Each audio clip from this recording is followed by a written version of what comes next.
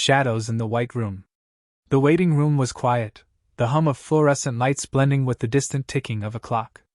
I sat there, flipping through outdated magazines, trying to distract myself from the unease that had settled over me lately.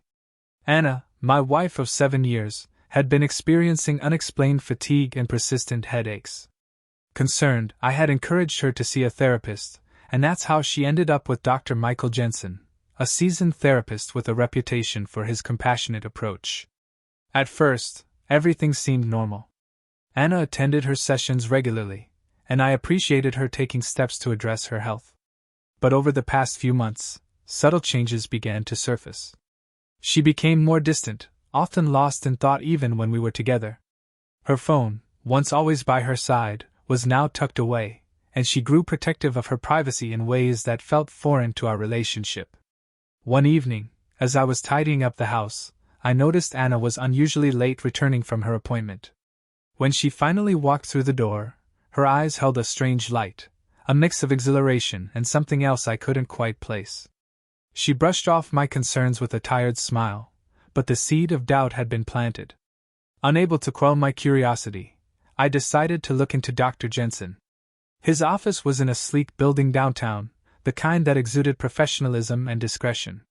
The next day, under the guise of needing to discuss Anna's well-being, I scheduled a meeting with him. The office was as sterile and bright as Anna had described, but there was an undercurrent of tension the moment I stepped inside. Dr. Jensen greeted me warmly, his demeanor calm and reassuring. We spoke about Anna's progress, her increased emotional openness, and her recent behaviors. As the conversation flowed, I couldn't shake the feeling that something was off. Leaving the office, my mind raced with possibilities. Professional boundaries were clear on paper, but humans are complex, and emotions often blur lines.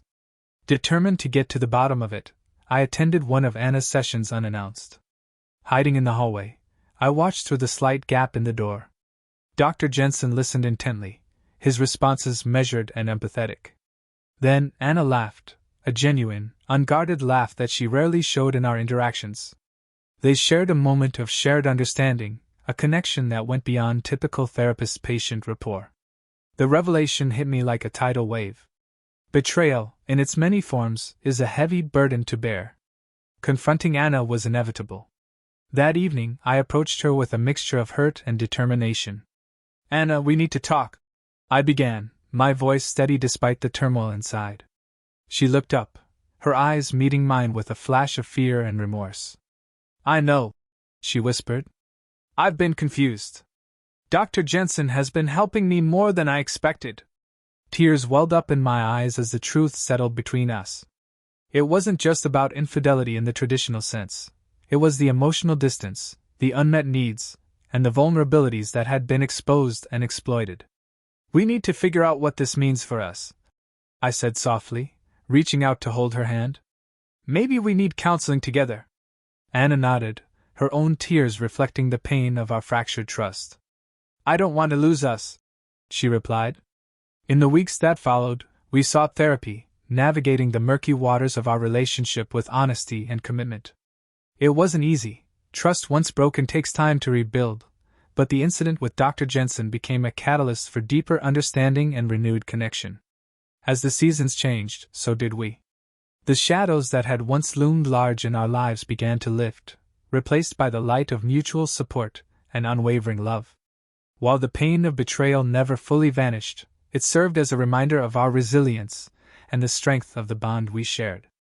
In the end, it wasn't just about a moment of weakness or an external temptation. It was about facing our vulnerabilities together, healing the wounds, and emerging stronger on the other side. The white room where it all began became a symbol of our journey, a place of healing, forgiveness, and ultimately, redemption. The weeks that followed our heartfelt conversation were a delicate dance of emotions and revelations. Anna and I embarked on a journey together, seeking to mend the fractures that had threatened to tear us apart. Our first joint therapy session was both daunting and hopeful, a new chapter that required vulnerability from both of us. Dr. Laura Mitchell, our new therapist, greeted us with a warm smile and a comforting presence. Unlike Dr. Jensen, who had been the source of our turmoil, Dr. Mitchell exuded a sense of neutrality and understanding. Her office was cozy, adorned with soft colors and inviting furniture, a stark contrast to the sterile environment we had come to associate with medical professionals. During our initial sessions, Dr. Mitchell encouraged open communication. She guided us through exercises designed to rebuild trust and foster empathy. Anna shared her feelings of isolation and the emotional void she had been trying to fill through her sessions with Dr. Jensen. I, in turn, expressed my feelings of betrayal and the fear that our marriage might not survive the revelation. One afternoon, as autumn leaves painted the city in hues of orange and gold, Dr. Mitchell introduced us to the concept of emotional transparency. "It's about sharing your inner world with each other," she explained. "Not just the joys, but also the fears and vulnerabilities." Anna took a deep breath, her eyes meeting mine with a newfound determination. I felt lost, like I was drowning in my own thoughts. Dr. Jensen listened, and I felt seen in a way I hadn't in a long time. But I never intended for it to go beyond that. I reached out, taking her hand in mine. "I understand that you needed someone to talk to, someone who could help. But I wish I had been able to provide that for you." Our sessions were not always easy. There were moments of frustration, tears, and raw honesty. Yet, with each meeting, we began to rediscover the foundations of our relationship, the shared dreams, the laughter, and the love that had brought us together years ago. One particularly challenging session delved into our individual fears. Anna confessed her anxiety about the future and her struggle to balance her personal well-being with our marriage. I revealed my insecurity about not being enough and my fear of losing her. These admissions, though painful, created a bridge between us, allowing for deeper understanding and connection. As winter approached, our efforts began to bear fruit. Small gestures became more frequent, morning coffees shared without distraction, evening walks hand in hand, and heartfelt conversations that once seemed impossible. The shadows that had loomed over us began to dissipate, replaced by a renewed sense of partnership and commitment. However, the path to healing is rarely linear. One chilly December evening, as snowflakes gently fell outside our window, Anna received a message from Dr. Jensen. Her face paled as she read it, and a silence hung heavy in the room. Sensing her distress, I reached out to comfort her. "Is everything okay?" I asked softly. She hesitated, then nodded, though her eyes remained troubled. "It's just, he's going through some personal issues. He reached out to check on me." I felt a pang of concern. "Do you need to talk to him?" Anna shook her head. "No, I think it's best if I maintain boundaries. We've come a long way, and I don't want to jeopardize that." Understanding the importance of boundaries, I supported her decision. Together, we discussed how to handle such situations in the future, reinforcing the strength of our commitment to each other. Spring brought with it a sense of renewal. Our relationship, once marred by doubt and hurt, now blossomed with trust and mutual respect. We celebrated our progress with a weekend getaway to a quiet lakeside cabin, a place where we could reconnect without the distractions of everyday life. One evening by the fire, as we watched the sun set over the shimmering water, Anna turned to me with a serene smile. "I'm grateful for everything we've been through. It wasn't easy, but I believe we've become stronger because of it." I nodded, pulling her closer. "I feel the same way. We've faced our shadows and found the light together." In that moment, surrounded by the beauty of nature and the warmth of our love, I realized that our journey was far from over. Life would continue to present challenges, but armed with the lessons we had learned and the bond we had reforged, I was confident that we could navigate whatever lay ahead. Years later, as I reflected on our journey, I marveled at the resilience of our relationship.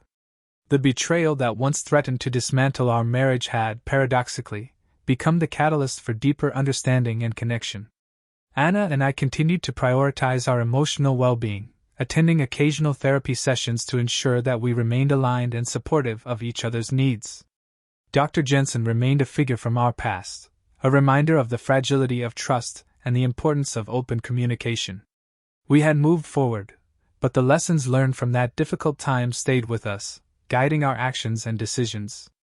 Our love story was not defined by a single moment of weakness, but by our ability to confront it together, to heal, and to grow. In the tapestry of our lives, the threads of betrayal and forgiveness intertwined, creating a richer, more nuanced picture of what it means to truly love and be loved.